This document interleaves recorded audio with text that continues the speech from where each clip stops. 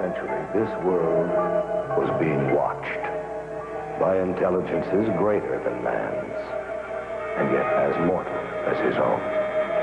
We know now that as human beings busied themselves about their various concerns, they were scrutinized and studied, perhaps almost as narrowly as a man with a microscope might scrutinize the transient creatures that swarm and multiply in a drop of water. With infinite complacence, people went to and fro over the earth about their little affairs, serene the assurance of their dominion over this small, spinning fragment of solar driftwood, which by chance or by design, man has inherited out of the dark mystery of time and space. Yet across an immense ethereal gulf, minds that are to our minds as ours are to the beasts in the jungle, intellects vast, cool, and unsympathetic, regarded this earth with envious eyes, and slowly and surely drew their plans against us. So began a science fiction bestseller published more than 75 years ago, H.G. Wells's War of the Worlds. It was written and read as harmless entertainment. Science fiction was just becoming popular. Fairy tales for adults. And yet that world of science fiction is all around us, right now, less fictional with every passing day. The evidence is here. Our planet is indeed being visited by intelligences greater than man's. They travel in spaceships, in flying saucers. People all around the world are seeing these craft. The Italians call them bici volanti, the French, soucoupe volant, the Russians, letayuschi targelki. In America, we call them UFOs. There are literally thousands of police and pilot reports of UFOs, and over 900 landing trace cases have been documented. Cases where soil chemistry has changed. Swirled circles that testify to tremendous centrifugal force, where something massive landed. But what? The military spokesmen of the great powers are suspiciously silent. Only one thing is certain. No earthly power has built aircraft that execute right-angled turns at supersonic speeds. And such craft are consistently seen and photographed tracking our test planes and space vehicles. Where do these alien craft come from? And what are their powers? And why are they visiting us? Are they perhaps reminding us that we are part of a vast cosmic connection, that we have links, even kinship, with worlds beyond Earth? Or are they, as more and more people believe, trying to tell us that the knowledge we need to survive, to grow, is right here on planet Earth, hidden in our science and in our past? Our planet is in crisis, and some say all this has happened before, a long, long time ago, to that mysterious, fabled land, the lost continent of Atlantis. In the 4th century B.C., Plato, in his dialogues, vividly described an island continent beyond the Pillars of Hercules called Atlantis. Ancient Mesopotamian tablets refer to a land destroyed by the Great Flood. The Book of Genesis, the Koran, Mayan legends, the Epic of Gilgamesh, all speak of this once flourishing civilization, whose science, it is said, surpassed ours at the moment of its destruction. What became of Atlantis? According to the records of Egyptian priests, in one cataclysmic day and night, the entire continent sank into the depths of the ocean. Russian physicist Immanuel Velikovsky has suggested that Atlantis became the lost continent after a shift in the Earth's axis.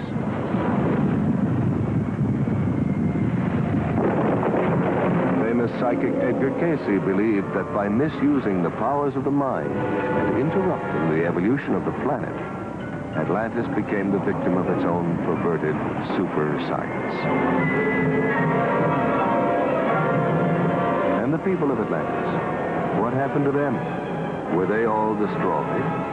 Or did some survive the Holocaust and migrate by sea and air to other lands? Did some Atlanteans retreat into the ocean and establish a magnificent undersea kingdom that still flourishes there today? Or did they, with their advanced technology, escape into outer space? And have they perhaps, since man first left records on cave walls, been returning in their spaceships to observe us as we build the new Atlantis? What evidence is there that man himself was not the sole architect of the Earth's great ancient structures? Did we indeed get a little help from our friends from space? The Great Pyramid of Giza is the height of a 40-story skyscraper. It's built with 2.25 million stone blocks, some weighing 24,000 pounds apiece. Blocks supposedly hauled hundreds of miles by slaves and beasts of burden.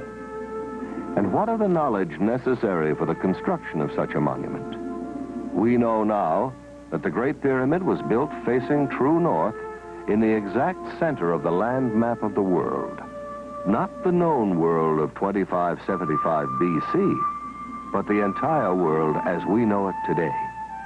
The only way its architects could have derived such calculations would have been to survey the Earth from high in the air, make a global map, project it flat, then draw meridians through the precise center of the map's land surface. Either that or the information was provided for them by someone else, someone capable of aerial reconnaissance. Some of the pyramids in Spanish America, land of the ancient Mayan, Aztec, and Toltec civilizations, predate even those of Egypt. Tiwanaku, the oldest city in South America, is said to have been constructed by a race of giants whose homeland was destroyed by a great flood.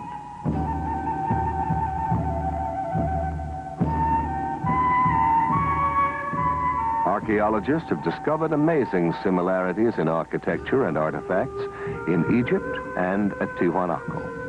Similarities which have led some scholars to suggest that these two civilizations might have a common source. That perhaps Egypt was the principal colony of Atlantis in the Old World, while Tiwanaku was one of the drowned continent's colonial outposts in the New.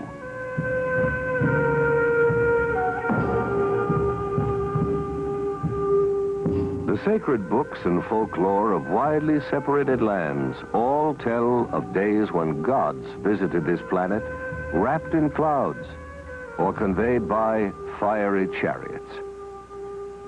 Are the gigantic statues on Easter Island faithful representations of ancient astronauts or Atlantean giants? And what of Stonehenge, Neolithic computer of the Druids? The parallel is not far-fetched, for it would take an IBM computer to decipher the functions of this calendar monument, to predict coming eclipses from the complex alignment of the massive stone slabs, each marking a position of the sun and the moon. And more astonishing, the inner measurements of Stonehenge in England and the dimensions of the Great Pyramid in Egypt both indicate the precise number of days in a solar year, which seems to suggest that the architects of these distant structures had access to the same information, perhaps even worked from a master set of blueprints. The question is, why?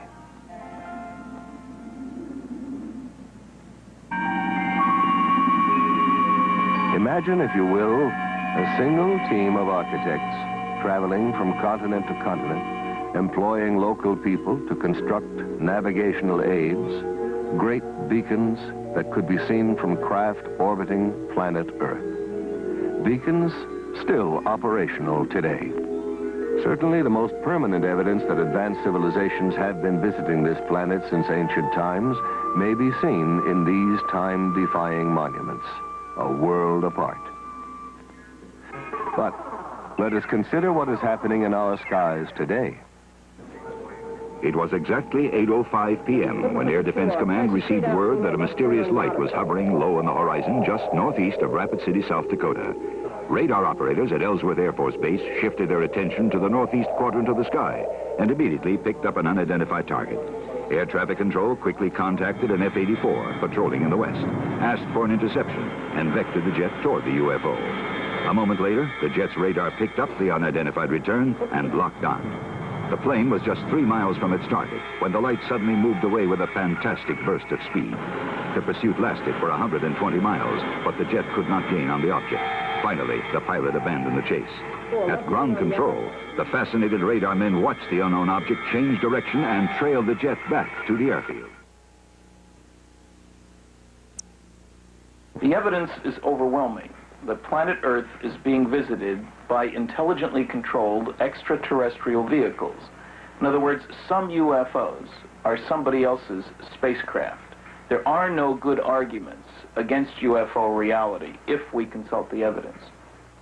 Stanton G. Friedman, nuclear physicist and lecturer, has been consulting the evidence on UFOs for over 15 years. One of the most extraordinary cases he has studied recently was that of Charles Hickson and Calvin Parker, two shipyard workers from Pascagoula, Mississippi, who claimed that while fishing on the bank of the Pascagoula River, a strange craft emitting a bluish light descended and hovered just above the oyster flat 30 feet away from them. Hickson later described how 3 silvery creatures floated out of the craft, grabbed him, and floated him aboard. There was some kind of zipping sound, and when I turned around, in this area out here, about 40 or 50 feet out there,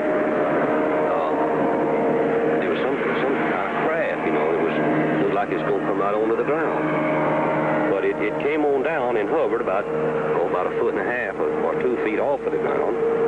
We didn't know what to do, you know. The river behind us and that out there not knowing what it was. So, and then before we had time to really do anything, it seemed like an open appeared. Toward the end, it was, you know, and the blue light, it had blue flashing lights as it was, you know, approaching the ground, but then they went out, and when the opening appeared, some source of light came from the inside. It was just almost blinding. Some UFO reports are hard even for governments to dismiss, especially when there are photographs to support the witnesses. At approximately 15 minutes to 10 Monday evening, several citizens from the East Los Angeles area phoned our station and stated that they were observing what they thought was an unidentified flying object. After receiving several of these phone calls, Officer Weinkoop and I were dispatched into the East Los Angeles area to investigate these possible sightings. We observed the object traveling in a southwesterly direction and gave pursuit of the object. While in pursuit, I was passenger officer and I was broadcasting a pursuit to my division watch commander, Sergeant Tigroin of Hollenbeck Division, LAPD. During the pursuit, I managed to take one photograph. This photograph negative was booked into police property using this report and this divisional record number. The spacecraft was oval shaped on top and underneath, like a large pancake blown up in the middle. It did not have any dome like many of them have reported to have had, and it seemed to be about 200 feet in diameter and about 30 feet high. One of the best photographic sequences on record was taken of a UFO over Trindade Island off the coast of Brazil. Military and civilian observers on the Brazilian training ship Almirante Saldanha saw this metallic craft, nearly 150 feet long, moving in over the sea to circle the island. A professional photographer aboard the ship grabbed his camera and took these photographs, which were officially released to the world by Juscelino Kubitschek, then president of Brazil, as authentic UFO pictures. Evidence of UFO activity over water mounts steadily. Jacques Cousteau has reportedly investigated UFO sightings over South America's Lake Titicaca. Thor Heyerdahl saw strange glowing masses underwater during his famous Kon-Tiki voyage. And there are literally hundreds of reports from marine scientists and ship's crews of mysterious undersea craft. What is the connection between UFOs and water? Are extraterrestrials using the oceans of our world as highly developed bases for successive space expeditions? Or are these craft, as some people believe, piloted by descendants of Atlantean survivors who sought refuge long ago under the sea? What evidence is there to support this speculation? We now have the means to explore our ocean floors, and divers have located vast stretches of what appear to be the paving stones of giants. Stones as huge as the blocks that built the pyramids, crisscrossing the ocean bed in mid-Atlantic. Archaeologists have found the walkways and pillars of an ancient sunken temple off the coast of Bimini in the Bahamas. Are these undersea structures traces of one of the cities of Atlantis? Consider the mysterious triangle-shaped area in the Caribbean Sea that extends from the edge of the Gulf Stream, about 150 miles east of Fort Lauderdale, Florida, to 40 degrees west latitude in the mid-Atlantic. Known in olden times as the Sargasso Sea, this area is a graveyard of the unexplained. It's a place where strange things happen to compasses. Strange things happen to time. Down through the centuries, this watery graveyard has claimed Spanish galleons, windjammers, steamships, supertankers, pleasure yachts, and aircraft. Almost all disappeared without trace, as if the tentacles of some mythical monster had reached out and seized them. This area is known today as the Bermuda Triangle, or Devil's Triangle. On December 5th, 1945, 5 TBM Avenger torpedo bombers under the command of Lieutenant Charles C. Taylor took off from Fort Lauderdale Naval Air Station on a routine navigational mission. Surface winds of 20 knots, skies clear, visibility unlimited. Suddenly, just 15 minutes before the flight was due to land, Fort Lauderdale Tower picked up Lieutenant Taylor's frantic voice. The time, 4 p.m. Calling the tower. This is an emergency. We seem to be off course. We cannot see land. Repeat, we cannot see land. What is your position? We're not sure of our position. We can't be sure just where we are. We seem to be lost. Assume bearing due west. Well, we don't know which way is west. Everything is wrong. We can't be sure of any direction. Looks like we're entering white water now. I tell you, we're completely lost. Then, at 4:25 p.m.,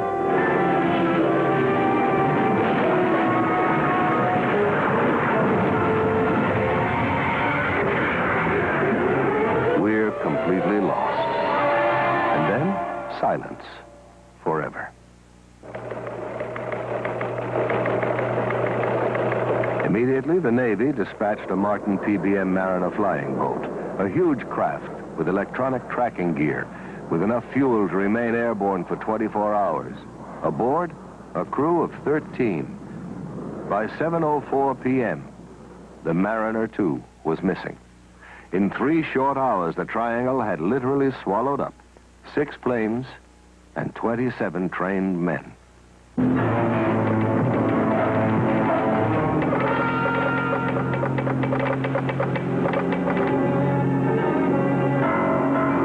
By dawn the following day, the greatest air-sea rescue search ever launched was underway.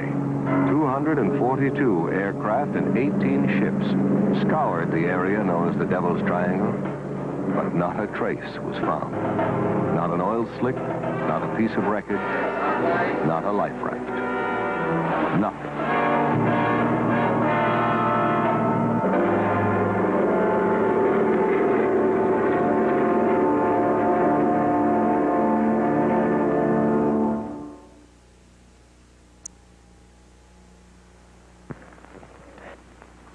There's no comprehensive list of Triangle victims, but the litany of lost ships alone reads like a guest list from Davy Jones's locker.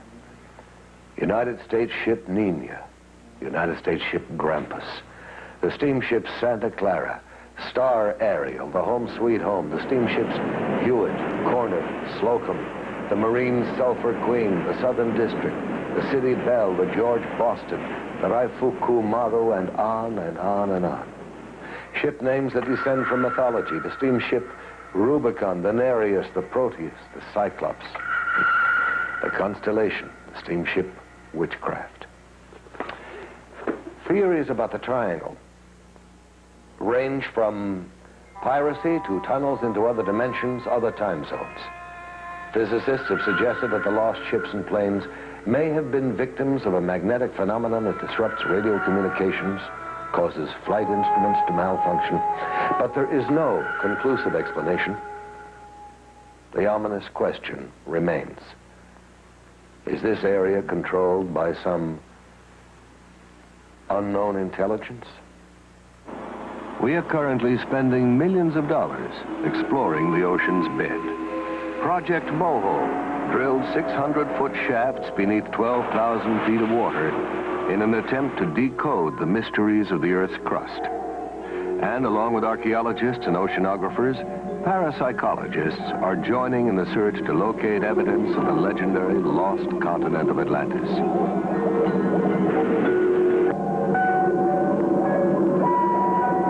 Undersea colonization may be a reality within our lifetime. Oceanographic institutes like Woods Hole and Scripps are collaborating with the government in undersea lab experiments to prove that man can live comfortably in an aquatic environment for extended periods of time. In order to survive under the sea and in deep space, man is developing new tools, mind tools, telepathy, clairvoyance, psychokinesis. The young Israeli psychic Uri Geller, who's puzzled scientists with his ability to bend metal with his mind and to dematerialize objects, claims that the power to do this is channeled through him from an extraterrestrial intelligence. Well, if Geller is right, we all have a lot of new thinking to do. Meanwhile, the governments of both Russia and America are quietly sponsoring psychic research. Both countries have seriously considered using telepathy, the direct transference of thought from one mind to another, as a means of communicating with submarines and spaceships. Another country where ESP research is being carried out with the utmost objectivity is Czechoslovakia.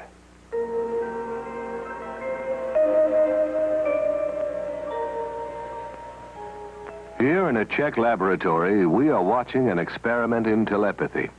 The subject is being placed in a deep hypnotic trance in order to free the unconscious to receive the message which will be relayed to him.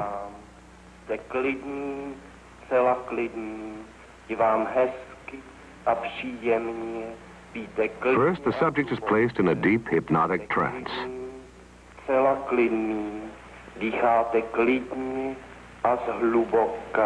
Hlubokým spánkem, spíte nejhlubším spánkem. In this experiment, it is essential that there be no outside interference, that the subject's mind be clear to receive the mental message that will be flashed to him. Now the experimenter, previously unknown to the sleeping subject, selects at random an envelope which contains the name of a spice. Pepper. He tastes it, and then mentally tries to convey the actual taste of the spice to the hypnotized subject. Now the scientist is saying to him, "What I taste, you also will taste. What is it?" And the reply comes almost immediately, pepper.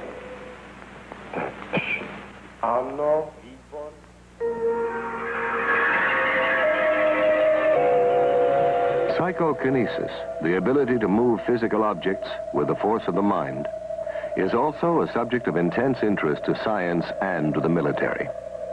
Here in Leningrad, under strictest test conditions, talented sensitive Nina Kulagina makes the magnetic needle of a compass rotate by sheer mind energy.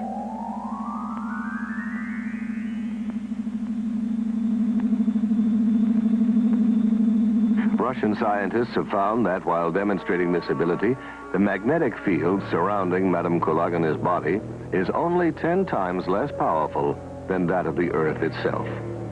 Using this same energy, Madame Kulagina can also make non-magnetic objects like these matchsticks, shielded under glass, creep toward her across the table.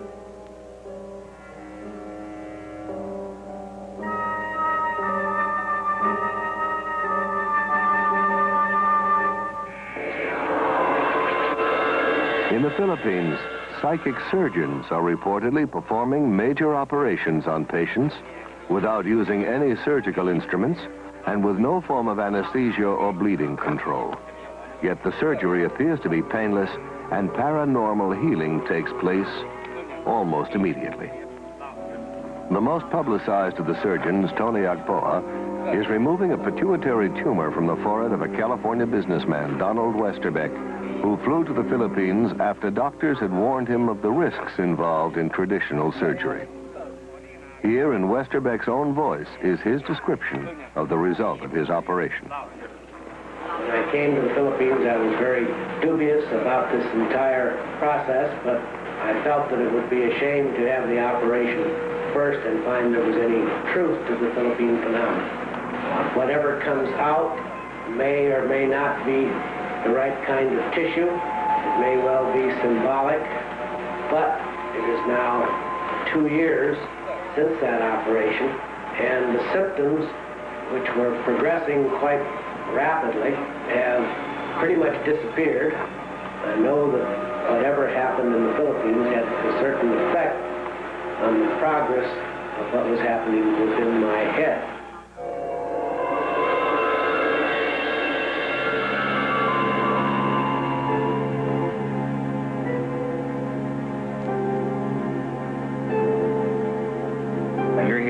Psychic healing. We have healers here who actually laying on of the hands. Now, whatever your ailment will be effective. In some cases sooner, in some cases a little bit later. You will be subject to psychic healing. You'll also be subject to psychic readings. They'll help us determine what your particular problem happens to be. The healers have this energy that flows through them, imparting a psychic energy. And this energy will flow to whatever part of the body.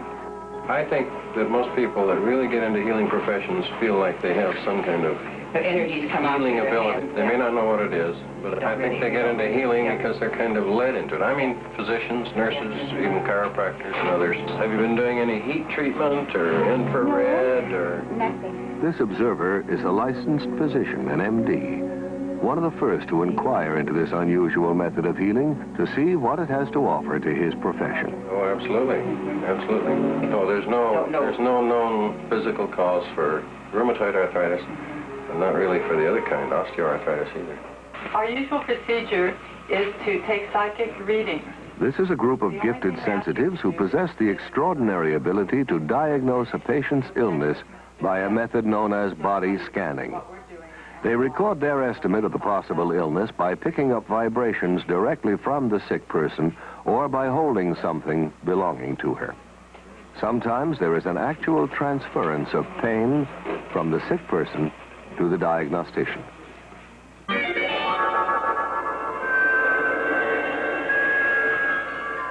The idea of an energy field or an aura surrounding the human body goes back many centuries. In biblical paintings, artists attempted to depict it by painting halos or aureolae encircling the heads of divine religious figures.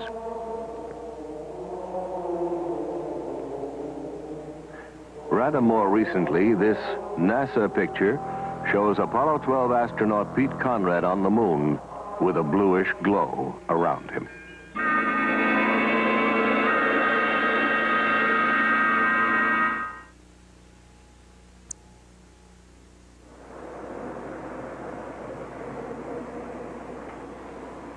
A leading American center of psychic research is the University of California at Los Angeles, where research psychologist Dr. Thelma Moss is experimenting with Kirlian photography, a revolutionary technique invented by Russian scientists Semyon and Valentina Kirlian, which captures on photographic plates the aura or energy field surrounding both organic and inorganic objects. Dr. Moss, could you tell us about your research here at UCLA? We've conducted about almost every area of research in parapsychology. That includes telepathy, thoughts going from mind to mind, moving objects at a distance. Primarily now, we're extremely interested in energy fields around the body. But probably the most fascinating work that we're doing right now has to do with a photographic technique that was first discovered in the Soviet Union called Kirlian photography, or more simply, electrical photography. And we've been able to get some pretty fascinating stuff on moving picture film using this technique, and I'd like to show it for you now, if I may. Okay, I'm going to turn on the film projector here, and we'll be taking a look at some of our work in motion pictures. Due to the efforts of experimental researchers such as Dr. Moss, the technique of Kirlian photography may soon be of practical use in almost every area of physical science. Inorganic objects photograph very differently from organic objects. Coins have a steady corona. We get the illusion that there is movement going around it, but the actual corona itself is static and its boundaries fixed, whereas human beings show a remarkably different effect. This is the right index finger pad, and we can see how brilliantly around his finger there are flares, and the corona keeps changing its pattern. We took a young lady and asked her if she'd get drunk. Here she is, 2 finger pads on her right hand before she's had anything to drink at all. And it is rather a placid effect. After 4 glasses of champagne, we see that she's become considerably brighter and the gaps have closed. And from the backs of her fingers are emitted sparks from time to time. After 8 glasses, she's in a much better state. From the rear projection of her finger pads, there are brilliant effects. Now we tried before and during kissing. This is the left and right, male and female, before kissing, and we can see that the coronas of both are rather dim, with a gap definitely existing between their fingers at the point where they are almost but not quite touching. These same subjects were photographed during a kiss. Their coronas have become considerably brighter and, in fact, are reaching out toward each other, perhaps the woman reaching out a bit more to the man than the man is toward the woman. Here we find an extraordinary example, which doesn't happen very often. Do you notice the red blob of light appearing between the 2 people? In anticipation, we like to think of the kiss to come. While kissing, the white and almost pink colors have become much more prominent, and it would seem the man on the left is perhaps enjoying the experience a little bit more than the person on the right. Now, Dr. Moss has also observed through the Kirlian process the dynamic interchange of energy between a psychic healer and his patient. Apparently, after a healing treatment, there's a sizable increase in the widths of the coronae surrounding the fingertips of the patient and a corresponding decrease in the healer's corona. Another fascinating aspect of Kirlian photography is known as the phantom leaf phenomenon. People who've had a limb amputated often say that they can still feel it, even complain of absent fingers or toes that itch. Now this, according to scientists, can be explained by the persistence of old sensory patterns in the brain. But for years, psychics have claimed that they can actually see phantom limbs still attached to the body. And now the Kirlian technique supports their claim. In Dr. Moss's laboratory, first they photographed an intact leaf, then cut away part of the leaf and photographed it again. For a short time, a phantom counterpart of pure energy remained where the leaf had been cut, making up a complete sparkling outline of the whole leaf. One of the most dramatic things in Kirlian photography is the phantom leaf effect. Here is a leaf on the left side. It has been cut. We turn on the Kirlian equipment by placing an electrode, and here we see no phantom. Where the leaf has been cut, there is a kind of gap. However, by lifting up the electrode and replacing it very vividly, you can see the brilliance of the phantom effect. Extending beyond the boundary of the cut leaf, we can see flares coming out from various parts of the leaf and from its cut end. We cannot explain the effect. We simply know that it exists and that we can take it. About 30% of the time, we obtain this phantom effect. Dr. Moss, have you investigated any other types of psychic phenomena? Well, I'm called on frequently. Psychotherapists sometimes bring their patients in because they've got some problems. One of the strangest areas of all is when we are called, I would say we get 100 calls a year, to find out about haunted houses. People think their houses are haunted. And we did one extraordinary investigation with interesting results of a haunted house here in Los Angeles for the American Society for Psychical Research. Not far from UCLA is still another haunted house, inhabited by Mr. and Mrs. Robert Rice, their 5 children, and a ghost. Mr. Rice, when were you first aware that your house was haunted? It was the holiday season of Christmas in 1969. Did you see or hear something?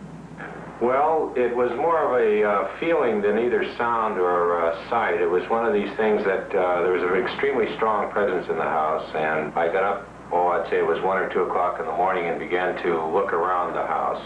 I searched all the rooms expecting to find a burglar, but there was no one in the house, but a very, very strong presence.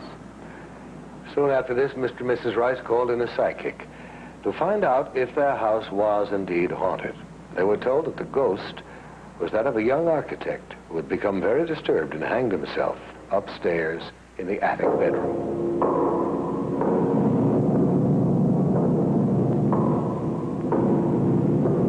Well, I was working in my studio downstairs. I'm a painter, and this individual had become such a familiar part of our family after a number of years that I more or less tried to communicate with him on working in this painting. I saw a man about 5'7", very thin, dark complected, wearing a white shirt rolled up to the sleeves, open collared dress shirt, dark pants, and black shoes. There was an immediate effect of the painting taking shape. It was almost as if it were directed, although it didn't move my hand. It's not really a painting of him as he looks. It's more of a feeling of his personality. The California Society for Psychical Research came to the Rice's house to investigate the case.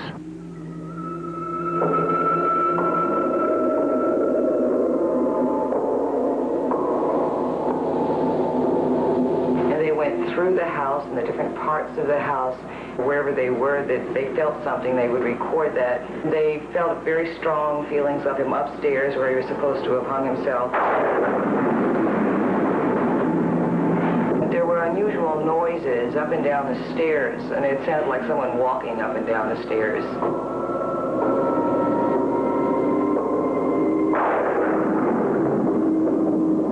They also saw him in the same light, described him in the same manner that we had seen him.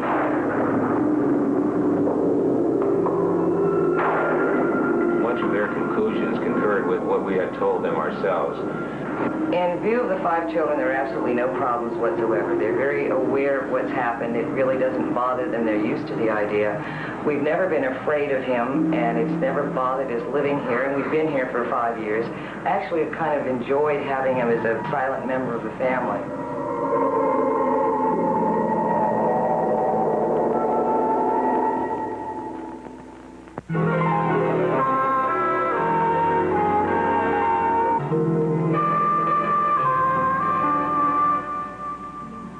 I am Lucretia Black, and I am a witch. I practice witchcraft. I have always been a witch. I was born a witch, I was raised a witch, and my mother, grandmother, and great-grandmother were all witches. What is a witch? It's a psychic female who can project her energies and invade other people's subconscious minds, forcing them to do things they would not normally do.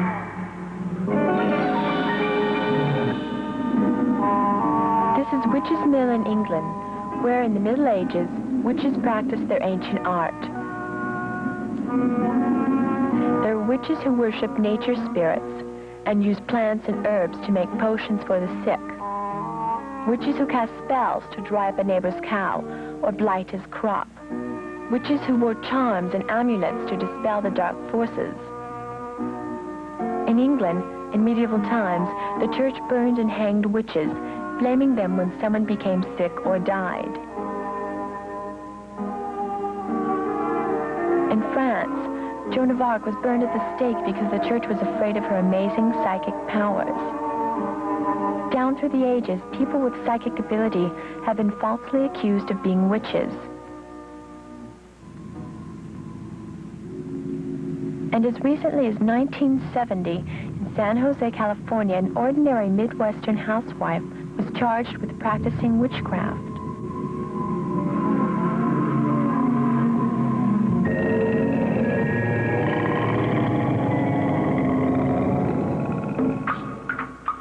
For years, we have seen people lying on beds of nails or walking on sword blades, and we've thought it was magic or fakery.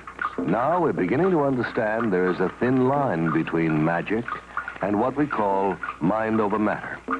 And science has begun to study the people who perform these feats.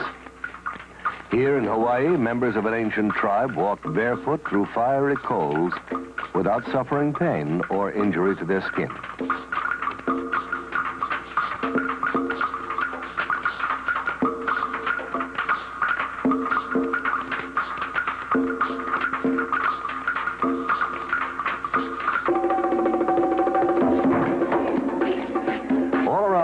Highly specialized rituals are performed that tug at the deepest unreasoning levels of the human mind. In Brazil, voodoo cults still flourish. Ceremonies are enacted where voodoo priests invoke the spirits of the dead to take vengeance on the living. Animal sacrifices, chanting, and beating drums incite the crowd to near hysteria.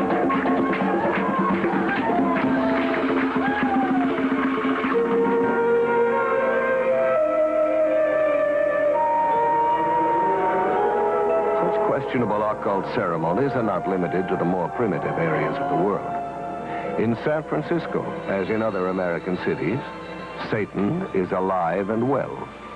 And to prove it, here, with the full cooperation of the men and women involved, is an actual celebration of the Black Mass. In nomine Dei nostri, Satanas Luciferi excelsi. In the name of Satan, the ruler of earth, King of the world, open wide the gates of hell and come forth to greet me as your brother and friend. Grant me indulgences of which I speak, for I live as the beasts of the field, rejoicing in the fleshly life. I favor the just and I curse the rotten. By all the gods of the pit, I command that these things of which I speak shall come to pass. Blessed are the strong, for they shall possess the earth. Cursed are the weak, for they shall inherit the yoke. Blessed are the bold, for they shall be masters of the world. Cursed are the righteously humble, for they shall be trodden under cloven hoofs.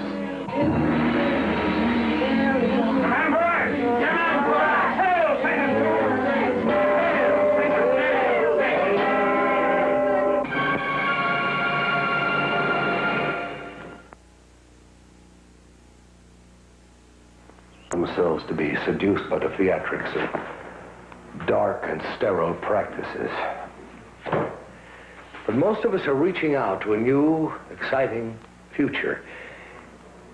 There is now a generation born to the knowledge that man can leave the earth.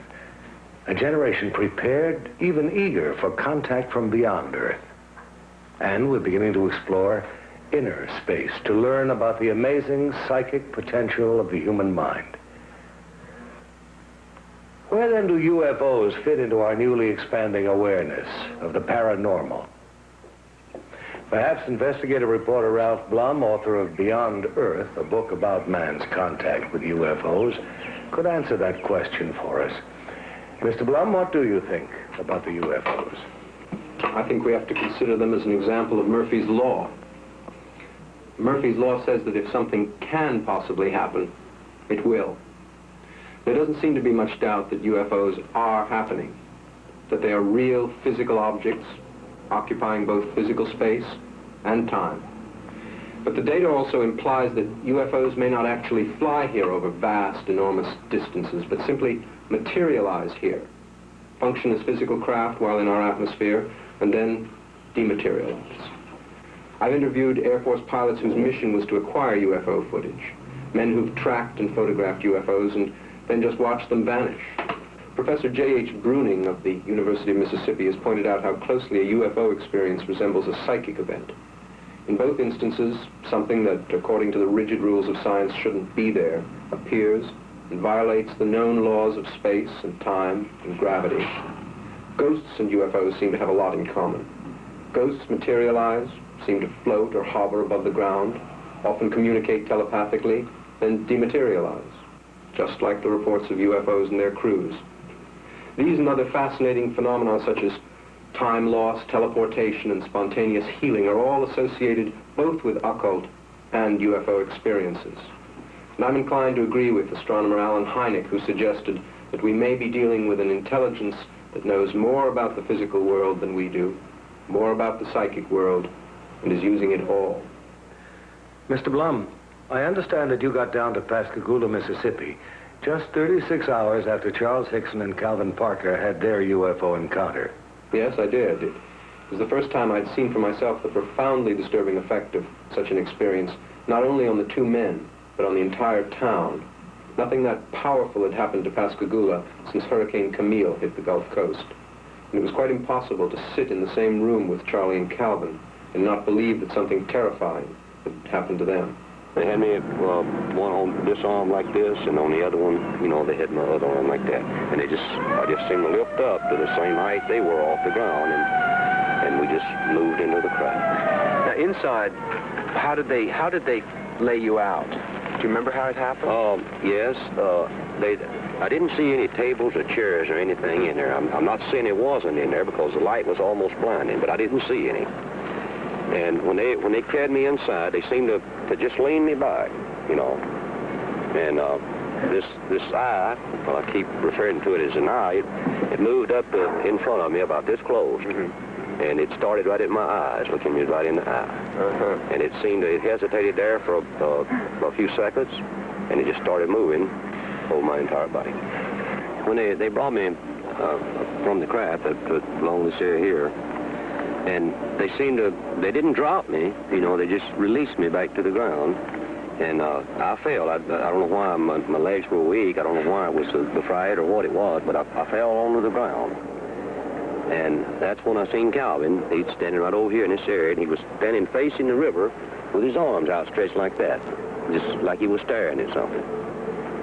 A man in Missouri gave a paper on 546 landing cases from 34 countries. These all involve traces, that is, where some marks were left after the UFO took off. One place where this happened was on the Johnson Farm in Delphos, Kansas, November 2nd, 1971. The strange marks in the middle there are a ring of soil affected by a UFO. There are a whole host of tests run on the ring. It's clear that something strange happened to the soil as far down as 14 inches deep. To give you an example of what happens to soil, the soil on the left was from that ring, obviously different in color and texture, and I might say from laboratory tests also different in composition from the normal soil on the right. As long as UFOs remain in the air and perform impossible acrobatics, we can all enjoy arguments about who is hallucinating. And the military can tell the anxious citizens you did not see a flying saucer. That was Venus, or swamp gas, or migrating geese, or whatever. But all that changes when the UFO lands and aliens disembark. One of the most amazing and agonizing of such experiences involved a couple named Betty and Barney Hill. While driving through the White Mountains of New Hampshire in 1961, the Hills lost several hours on the road. Unable to account for the missing hours and plagued by recurring dreams, they finally sought psychiatric help. While under time regression hypnosis, both Barney and Betty Hill relived being taken aboard a strange, glowing craft manned by beings not of this earth. While aboard, they were given an extensive medical examination and told that they would not remember what had happened to them. This is a model of one of the UFO occupants as described by Betty Hill under hypnosis. They were under 5 feet tall, with grayish skin, and communicated by some sort of thought transmission. In contrast, the creatures that floated toward Charles Hickson appeared to have been servo mechanisms or robots. The pointed spike ears prompted astronaut Brigadier General James McDivitt to suggest that they were probably some kind of advanced radar device. Another version of what they look like, this is a drawing made by an artist, a composite based on hundreds of eyewitness reports. And obviously most landings don't get reported. This character's about 4.5 feet tall or so, 2 arms, 2 legs, a head and a body, slightly different facial features, obviously not like any of our friends down here on Earth.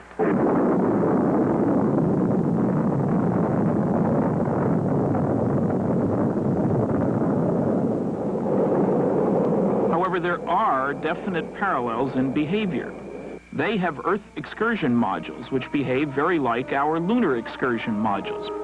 Take our Apollo program. We have strange-looking flying craft carried on board a launch vehicle. They hover out in the boondocks on the moon, land, a couple of humanoid-looking creatures climb out, wander around, pick up rock samples, play games, then re-enter their craft, lift off, disturbing the soil behind them, rendezvous with the mothership, and zip off toward another planetary body. The same sequence, in fact, that have been observed here by UFO witnesses. One of our pioneer astronauts was Brigadier General James McDivitt. In 1965, General McDivitt spent 4 days in outer space as command pilot of Gemini 4. General McDivitt, have you ever seen a UFO? Yes.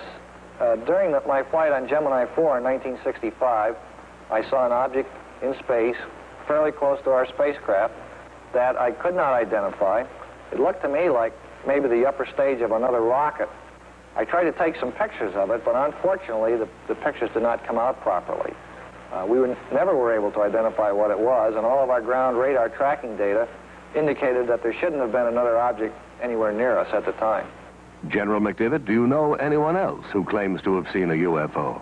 Well, yes. As a matter of fact, I know all kinds of people who claim to have seen them. Some of them are very legitimate, and some of them I think are just having fun. I had an opportunity recently to meet a gentleman from Mississippi who claims to have actually been taken into a spacecraft. And quite frankly, I believe that that gentleman is telling what he considers to be the truth.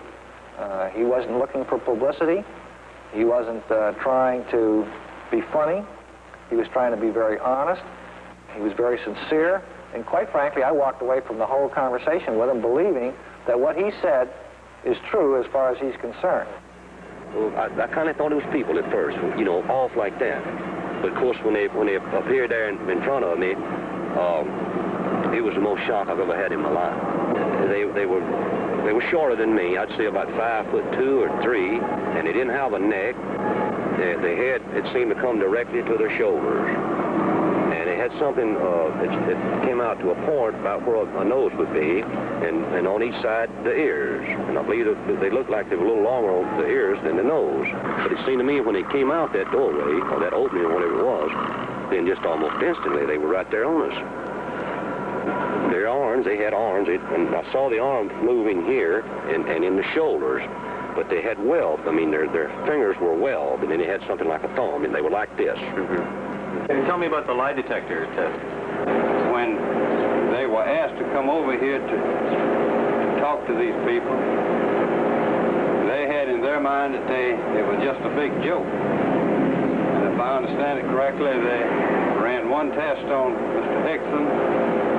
The machine showed that he was telling the truth. Then they run another one. And then the examiner, he began to wonder himself.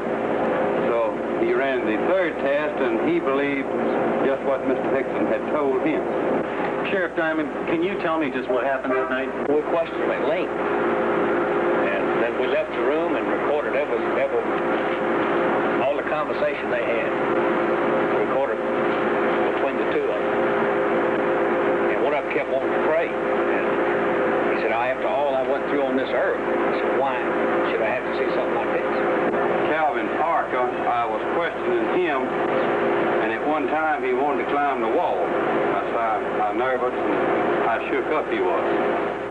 But since I was down there, and since I was a physician, and several other scientists and investigators were asked to consult and look into the situation, I was asked if would I mind if I would be present, and I said I wouldn't mind at all. And while it is still very difficult for us to believe that a spaceship landed and that robot-type creatures came out and actually took these two people into the spaceship, these men, in my opinion, believed that they saw this and that they were being honest in reporting what they have reported. Charles Hickson's story is not unique. UFOs first soared into the news in this country in 1947, when pilot Kenneth Arnold saw 9 disc-shaped objects skimming along at high speed and in an unconventional manner, like a saucer would if you skipped it across water. A newspaperman who interviewed Arnold coined the term flying saucer, and over a quarter-century of sky watching began. For 28 years, these metallic disc-shaped craft, tens of meters in diameter, have been seen around the world, from Paris to Papua to Pascagoula. Although science has failed to supply a generally accepted explanation of UFOs, the subject has been investigated by the United States Congress. In 1968, Congressman J. Edward Roush of Indiana chaired the House Committee on Sciences and Astronautics Symposium on UFOs. Congressman, do you believe UFOs are somebody else's spacecraft? Well, I hesitate in answering the question only because of this. I don't know, but my imagination tells me that perhaps, just perhaps, there is something that would permit a man to travel faster than light. Perhaps there is something that would permit an intelligent form of life from another planet revolving around another star to make that long trip. And that way they left out hundreds of reports by... For more than 20 years, Major Donald E. Kehoe, U.S. Marine Corps retired, has been reporting on the world of flying saucers. I understand, Major Kehoe, that like physicist Stanton Friedman, you believe that we are being visited by intelligently controlled vehicles from other planets. I do, and I agree with the Air Force. They've had a secret conclusion to that effect since 1948.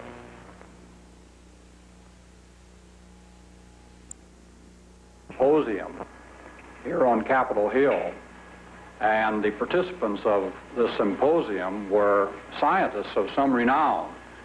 They were scientists who had an interest in UFOs, and during the course of that symposium, photos were presented which purported to be UFOs. One of the scientists who analyzed the photographs at Congressman Roush's hearings was Dr. Robert M.L. Baker, Jr., who has consented to evaluate for us 2 UFO films from the files of the Smithsonian Institute in Washington, D.C. We see here the Montana 1950 film showing 2 bright objects taken by Nicholas Mariana of Great Falls, Montana. The natural phenomena that is often given as a source of these images is airplane reflections.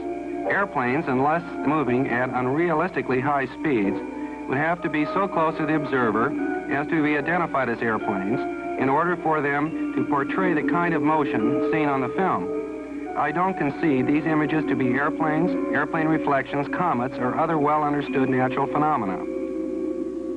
We don't know whether these are sophisticated weapons. Everyone denies that they are. Our own country denies that they are sophisticated weapons of this country. This film was taken in 1952 by Delbert Newhouse, a Navy photographer, near Tremonton, Utah. He estimated that there were approximately a dozen metallic objects shaped like 2 saucers, one inverted on top of the other. The official explanation was that the objects were a flock of soaring gulls. But Dr. Baker had this to say. Birds, such as gulls, simply don't make the kinds of accelerated turns at high speeds that were measured on the film.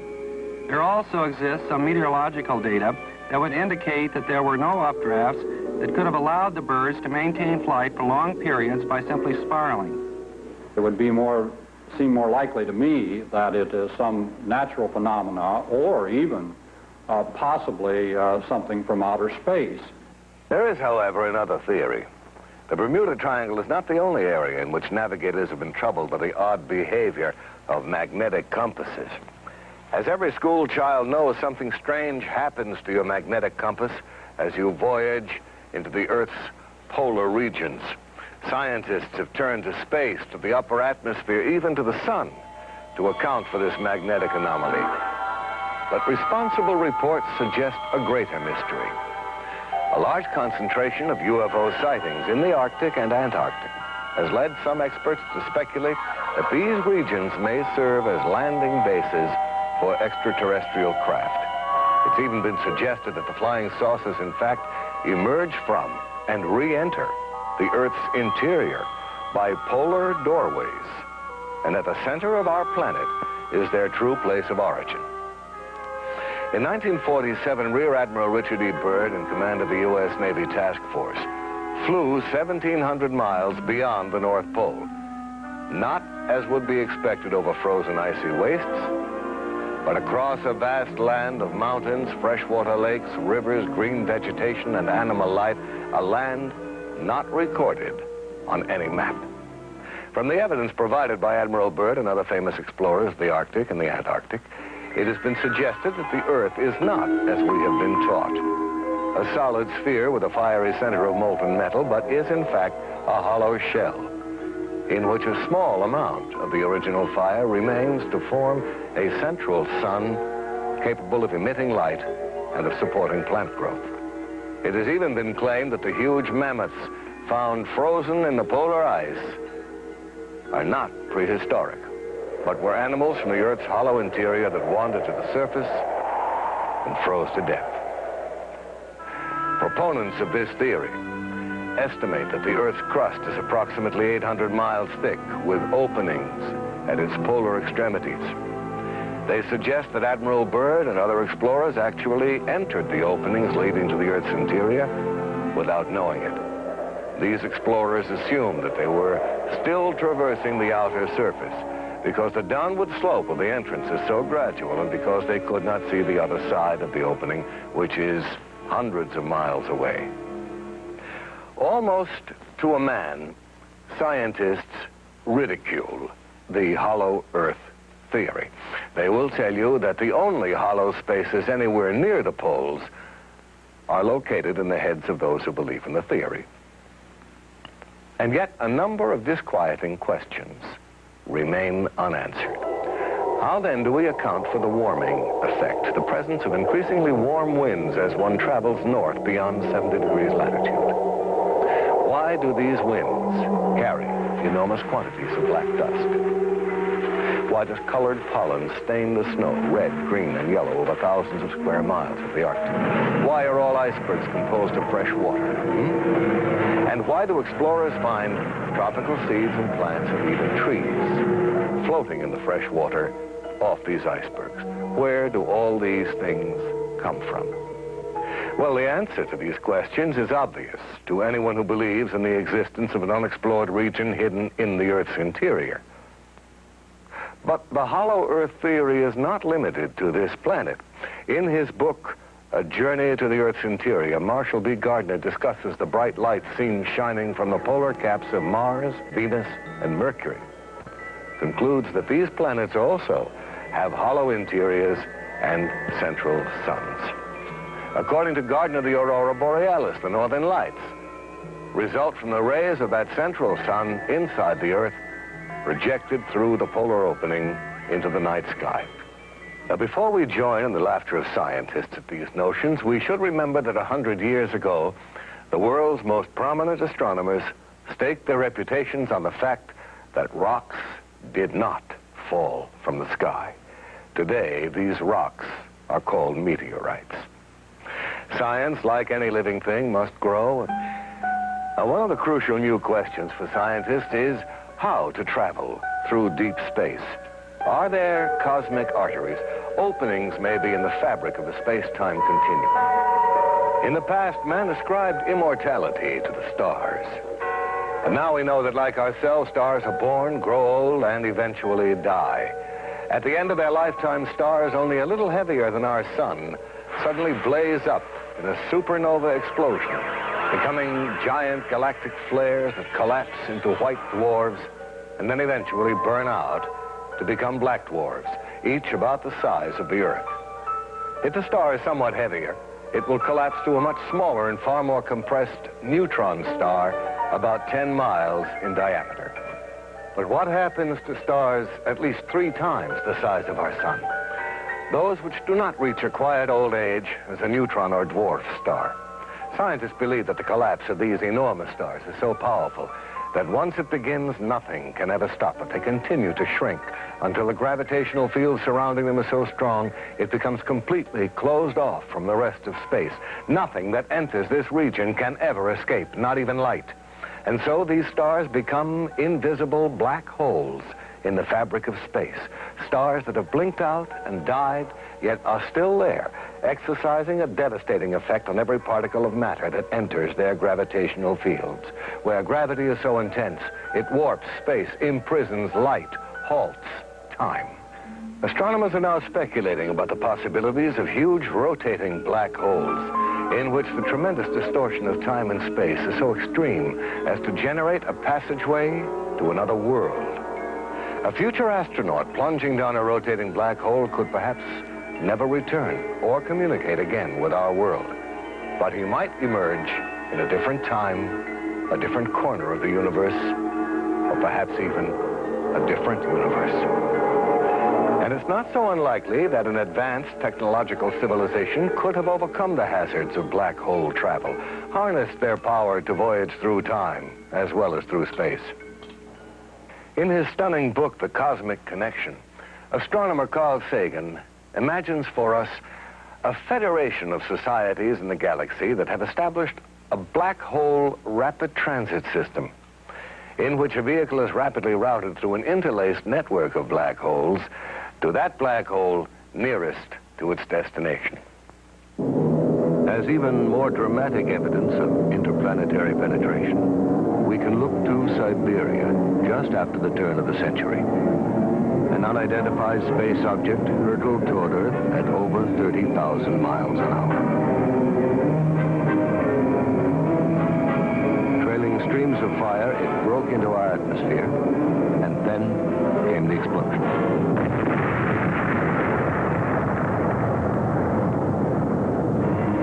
Equal in force to a thermonuclear blast. A huge mushroom of fire and smoke, an explosion like none recorded on Earth before that left traces of radioactivity and felled trees within a 40-mile radius. And yet there was no sign of a crater.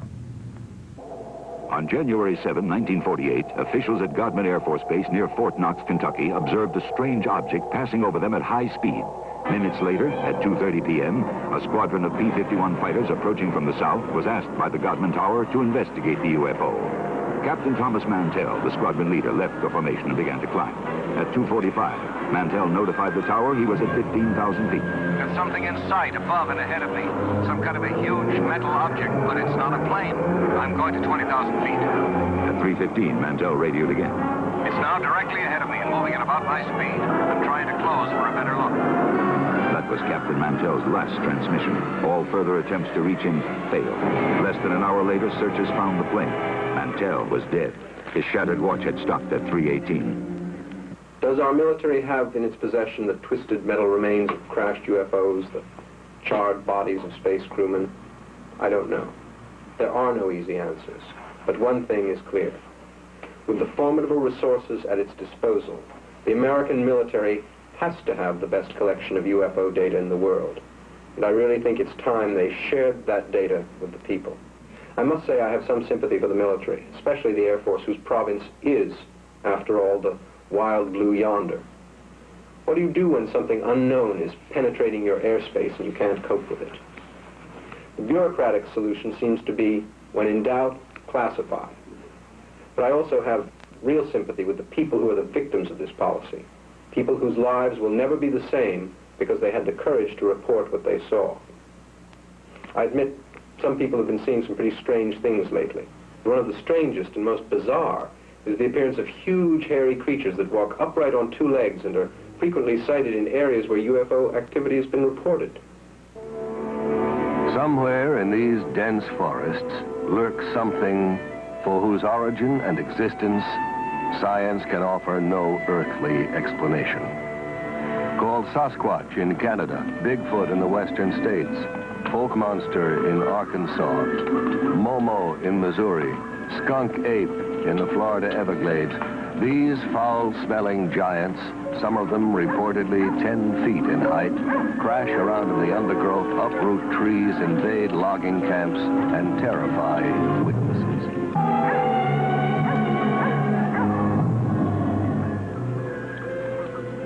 What are these creatures? Where do they come from? How did they get here? Recently, an astonishing number of Bigfoot reports have coincided with UFO sightings and landings. Are the UFOs dropping these creatures here to see if they can live on our Earth? And why has no one found any bones or the remains of one of them? Do these giants, as psychic Peter Herkus claims, decompose into powder when they die?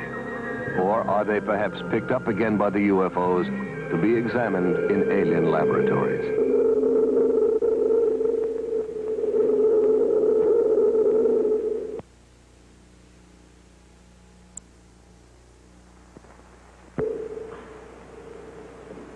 Is the Bigfoot a cosmic mutation?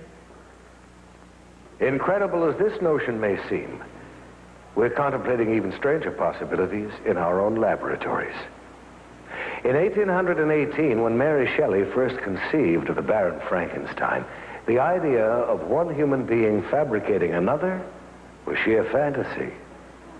Now the inconceivable has become a near reality, as scientists around the world do research in the new and ominous field of genetic engineering. By a process known as cloning, we can now reproduce genetically identical copies of an individual organism. Already, experiments in cloning plants and lower animal forms have been successful. The way has been paved for similar experiments with human cells. At the University of California at San Diego, Dr. Walter Desmond is carrying out research in cloning. In this laboratory, we're working with a variety of cultured cell lines. These are cells originating from various tissues in the body, which can grow essentially forever in culture vessels. The material from which we start, the animal tissue, is made up of a number of different kinds of cells. Since we are often interested in studying only one cell type, it is desirable to have cultures which come from a single cell. We would expect then all cells in such a culture to be identical. This is accomplished by cloning, putting a very small number, even one cell, in a culture dish and allowing the individual cells to grow.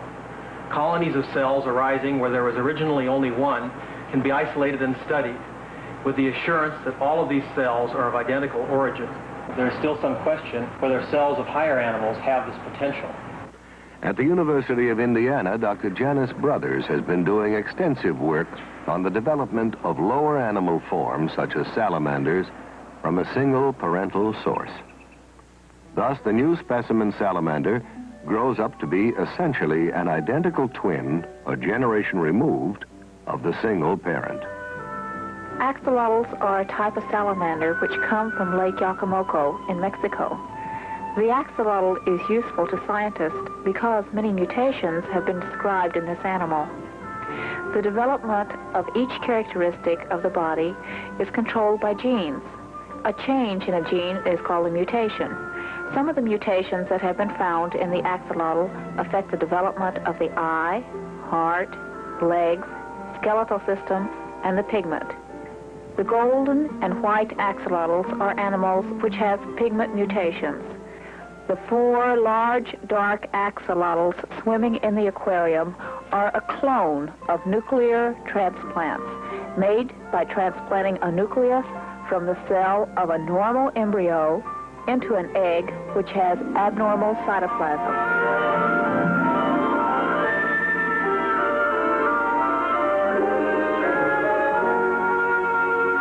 First, man thought that only man possessed communication systems.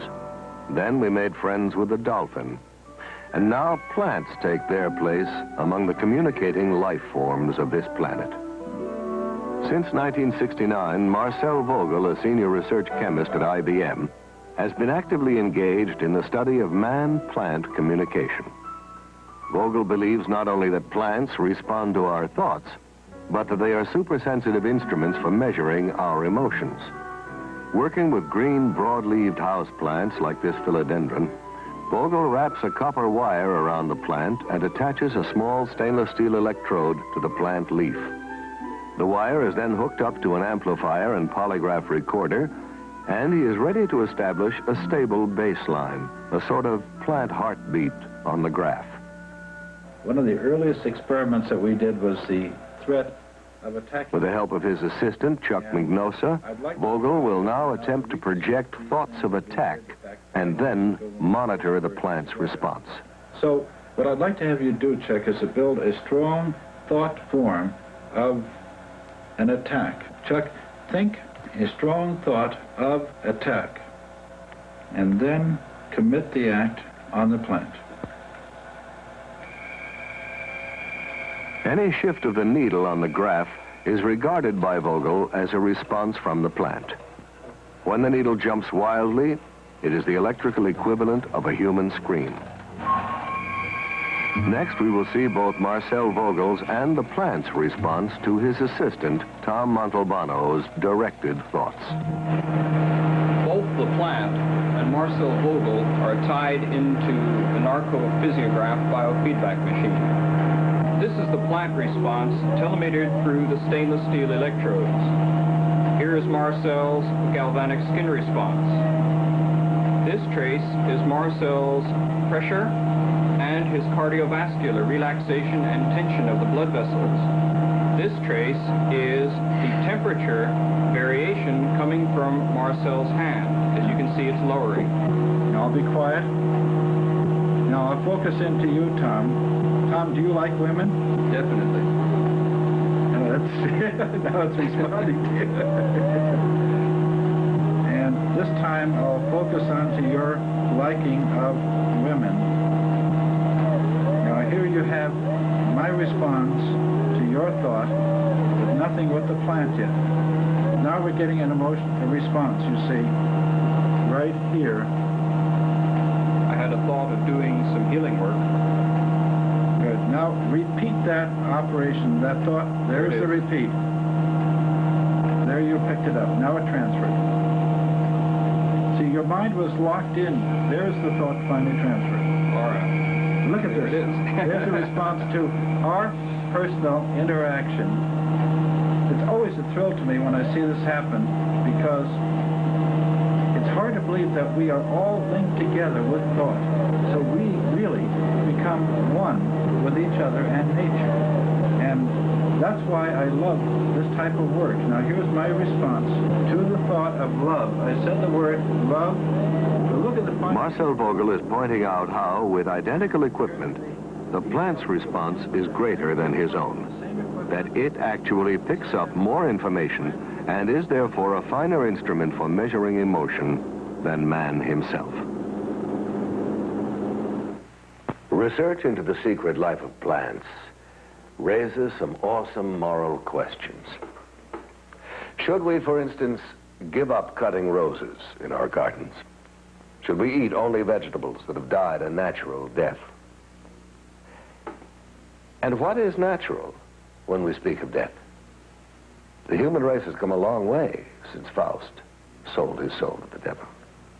Now we are ready to negotiate with death, to treat dying and death as a disease, and a curable disease at that. In March of 1963, biologists at the University of Oklahoma confirmed that the skin cells of the Egyptian princess Mene were still intact and, in effect, alive. Yet Princess Mene has been dead for several thousand years. Ancient Egyptian priests apparently knew many of the secrets of life preservation, secrets we are now in the process of rediscovering through a branch of science so new that most people have never heard of it. The name is cryonics.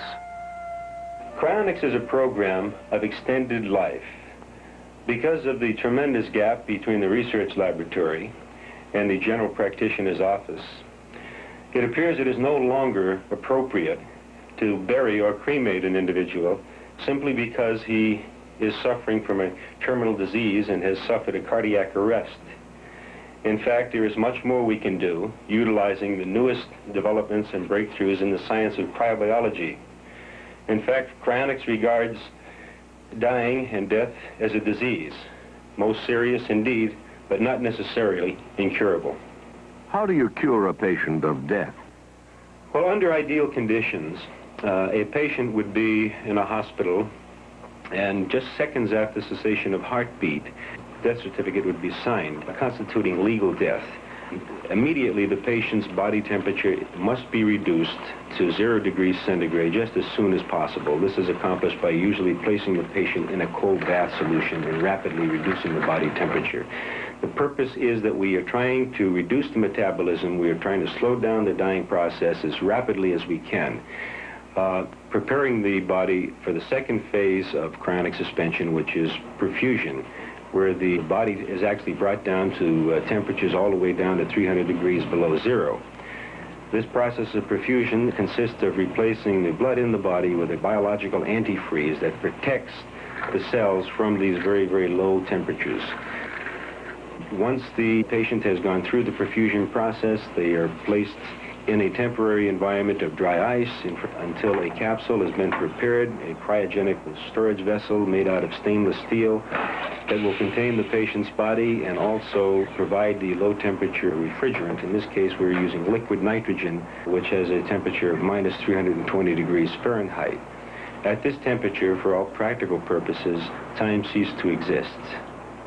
We are not in the business or interested at all in freezing dead bodies and trying to bring them back to life. In fact, what we are doing is we are slowing down by utilizing low temperature biology. We are slowing down and stopping the dying process just as soon as it legally becomes possible. The churches are very much in agreement with the objective of extending and saving precious life. Here we have a young lady who was placed in cryonic suspension, and actually the church not only agreed with the procedures, but actually provided a Monsignor to come down and bless the capsule in the hope that indeed that this woman could be saved. Research, Mr. Nelson. Well, as a child, I was fascinated with the phenomena of hibernation, how animals could survive long, foodless, cold winters. Most recently, we had a real example of a human being, a young man by the name of Armando Sicaros, who wanted to escape from Cuba. And he conceived of the idea of stowing away in the wheel well of a high-flying jet.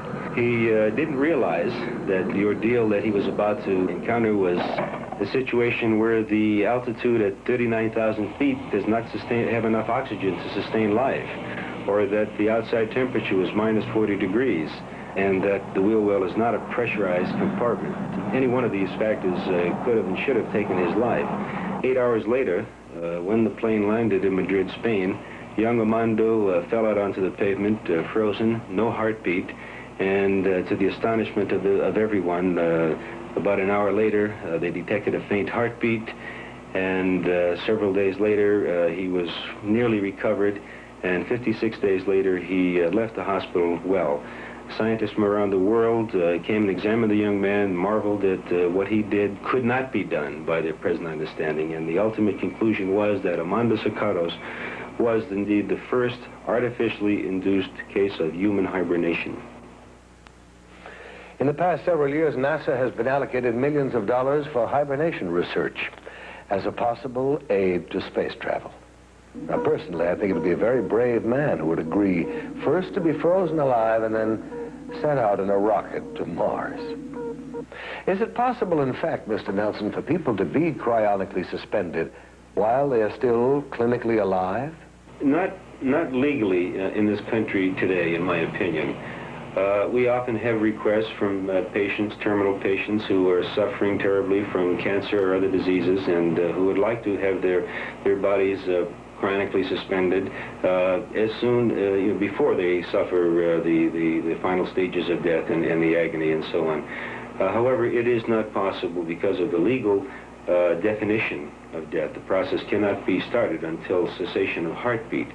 But it definitely would be to their advantage biologically, medically, and I hope someday that we will be able to actually apply these procedures to patients when they are in a terminal condition, if that's what they desire. To some people, this is one of the most gruesome, I might even say chilling, developments of the biological revolution. But not, I think, as threatening or as mind-stretching in its implications for the future as is cloning. I recall reading a French essayist who suggested that when man is on the verge of creating life, God will return. He will smile wryly and announce, "Closing time, gentlemen, please." You know, not long ago, the concept of growing a whole organism from one cell, asexually, in a laboratory would have seemed impossible. But already scientists are contemplating the cloning of human life. Dr. Richard Siegel, professor of genetics at UCLA, has agreed to discuss some of the ethical, the social, and even the political implications of science interfering with evolution. Dr. Siegel, is it likely, in your opinion, that cloned man will become a reality in the near future?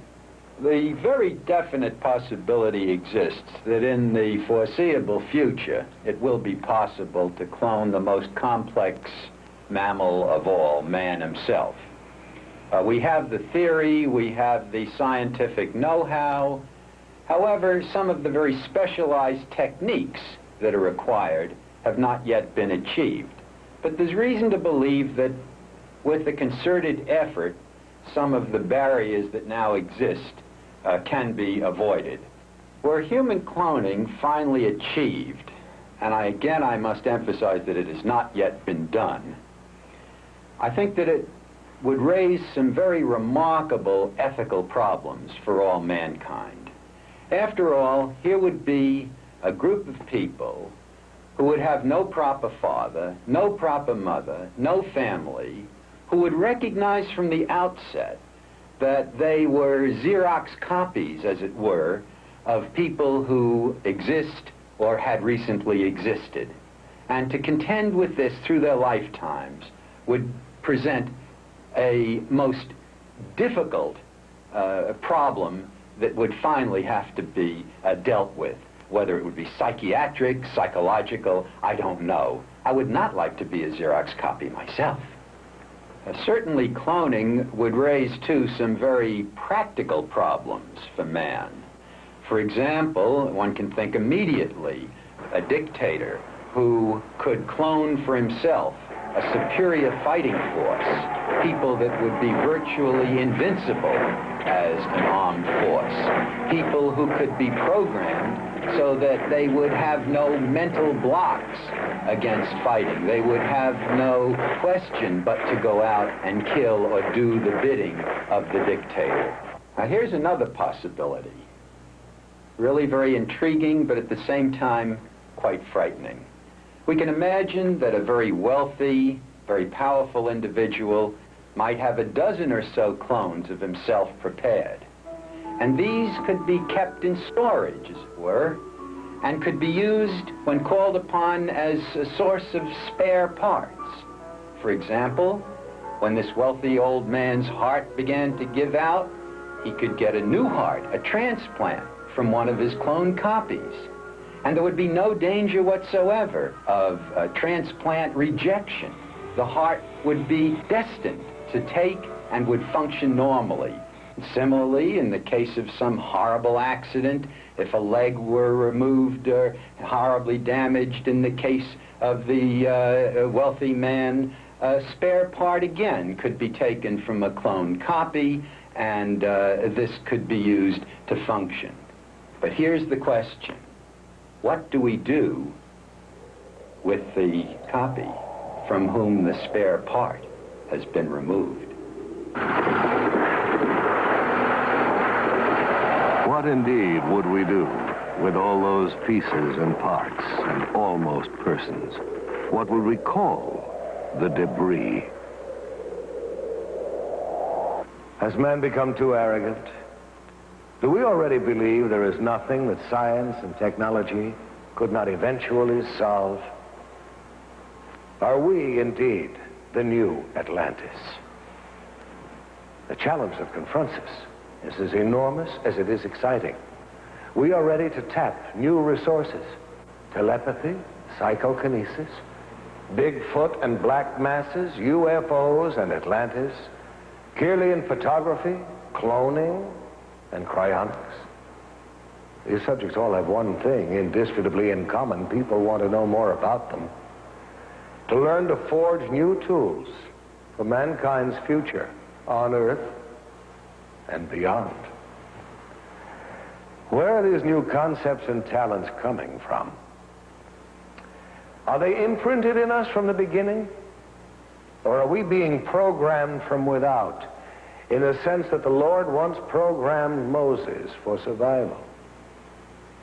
Are some of us again in contact with angels, technological angels, if you like, who are better at the game and wiser? I don't know. I think that they know more of what's going on down there. And I don't know, they might have been, you might say, looking for somebody that could, you might say, hold up under the strain and convince people that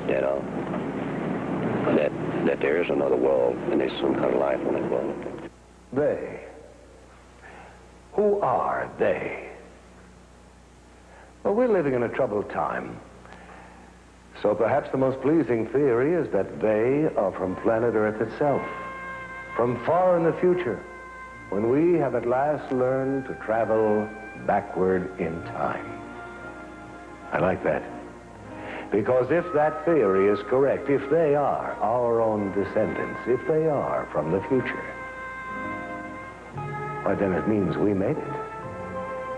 We survived.